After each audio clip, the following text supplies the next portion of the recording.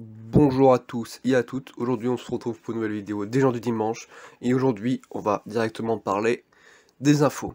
Alors, il y a eu un incendie important qui s'est déclenché sur le site d'OVH à Strasbourg, qui hébergeait 2 tiers de l'internet français, et qui a eu des lourds dysfonctionnements sur les sites du gouvernement comme Pronote ou l'ENT.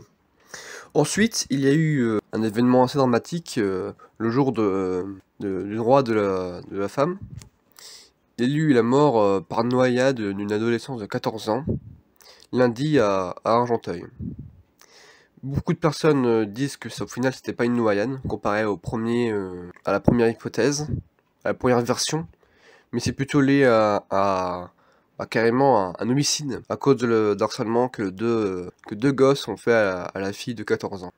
La mère a signalé que sa fille a été harcelée, mais il n'y a aucune suite par rapport à ça, ce qui a causé un événement dramatique. Maintenant, parlons d'un procès qui se passe aux États-Unis, le procès de Derek Chauvin, accusé du meurtre de George Floyd le 25 mai dernier. L'ex-policier risque jusqu'à 40 ans de prison pour son crime, qui a fait extrêmement politique à l'époque. Maintenant, parlons de la Russie. Les trois infos suivantes vont parler de la Russie, comme vous voulez comprendre. Alors, il faut savoir qu'en Russie a voulu, tout d'abord, pour commencer, on va commencer simplement, la Russie a voulu ralentir le fonctionnement de Twitter dans son pays, car les autorités accusent le réseau social américain de violer les lois en refusant de supprimer les publications jugées illégales, comme pour l'affaire Alexei Navalny. Il y a eu, par les réseaux sociaux, une grande fuite et une grande appel à la manifestation. Et c'est pour cela que la Russie veut faire ça.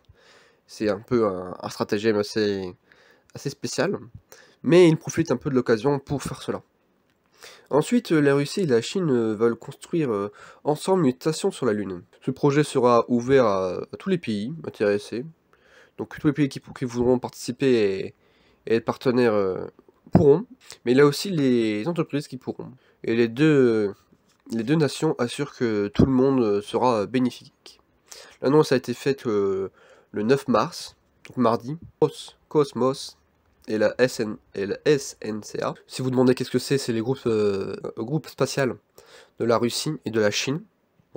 Cosmos c'est celui de la Russie et SNCA c'est celui de la Chine. Ils veulent faire la station sur la Lune pour aller sur Mars plus rapidement car ce sera plus proche, et pour l'instant ils n'ont pas précisé de date ni combien les fonds seront estimés pour arriver à ça. Et maintenant en Russie, encore une fois, il y a eu environ 200 personnes qui ont été arrêtées, des opposants du gouvernement. Il y avait une réunion pendant 2 jours pour parler des élections régionales de septembre. Il y a eu des arrestations de politiciens, mais aussi de journalistes qui étaient présents pour couvrir l'affaire, donc couvrir le forum. Maintenant, pour changer un peu, on va parler un peu de news vidéo ou jeux.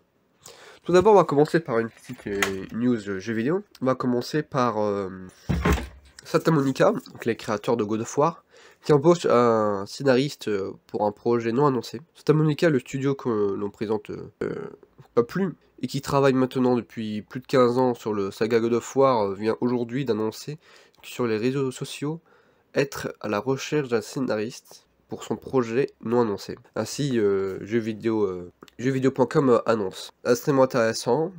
Éventuellement une autre série de jeux, on demande que ça. Enfin, je demande que ça. Dans pas longtemps, n'oubliez pas que le 26 mars, Monster Hunter Rise sort, le jeu de chasse incroyable de Capcom, et il sort sur PC en début 2022, donc l'année prochaine. Et ensuite, il y a eu aussi La Quête du Bonheur, OVNI 1. Mathieu Sommet a sorti une vidéo le 11 mars, le retour d'un youtubeur qui avait marqué le YouTube français à une époque, avec SLG, donc Salut les Geeks, à côté d'Antoine Daniel avec What the Cut. Ils n'étaient pas collègues, mais les vidéos étaient à peu près ressemblantes. Il est de retour sur la toile, et enfin, je l'espère. Et enfin, dernière news culture, avant de laisser mon ami Noé prendre la parole sur son domaine. Il y a une petite news culture sur Resident Evil. La série d'animation Netflix précise son scénario, les acteurs de Resident Evil 2, remake, de retour, Resident Evil Infinite Darkness. Ainsi, cite aussi le jeu vidéo.com. C'est assez intéressant de voir qu'il y a une série de jeux vidéo qui va arriver en série, tant que tout ceci sera bien et qui ressemblera à ça l'univers, je vais dire ça comme ça.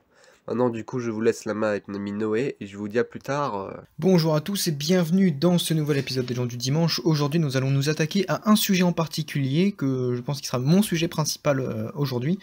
Et c'est bien évidemment la cérémonie des Césars 2021. Voilà, je pense qu'on peut faire le tour assez rapidement. Déjà, rappelons que cette cérémonie était présentée en tant que maîtresse de cérémonie par Marina Foïs, pardon. Mais bien sûr, parlons du plus gros scandale des Césars avant de parler des lauréats et des gagnants de cette cérémonie. Donc évidemment, nous avons pu, ceux qui ont Canal+, ou du moins, si vous avez Twitter, je pense que vous en avez parlé, le striptease entre guillemets bien sûr de Corinne Maziero sur la scène, qui est arrivée donc déguisée avec une peau d'âne et du faux sang. On peut noter également des tampons hygiéniques en guise de boucle d'oreille. Elle a tout fait tomber et elle s'est retrouvée nue, avec écrit sur sa poitrine "Nos cultures, nos futurs", et dans son dos un jeu de mots, "Rends-nous l'argent", bien sûr Jean Castex et l'argent. Je pense que je n'ai pas besoin de vous expliquer ce jeu de mots. Voilà, en plus de ce scandale, nous avons pu donc à chaque remise de prix, les lauréats venaient récupérer leur prix et bien sûr faisaient un discours politique. Donc nous avons pu déjà voir Marina Foïs, pardon, qui faisait un discours assez politique sur la culture. Alors bien sûr, on dénonce ce manque de culture. Madame Bachelot, s'il vous plaît, réouvrez ces putains de cinéma de merde. Je m'exprime, excusez-moi, avec une certaine violence, mais il est clair que tout le monde en a marre, et en particulier les intermittents. Nous avons pu également avoir un discours rendant hommage à Adama Traoré, qui avait donc été tué après une intervention de la police.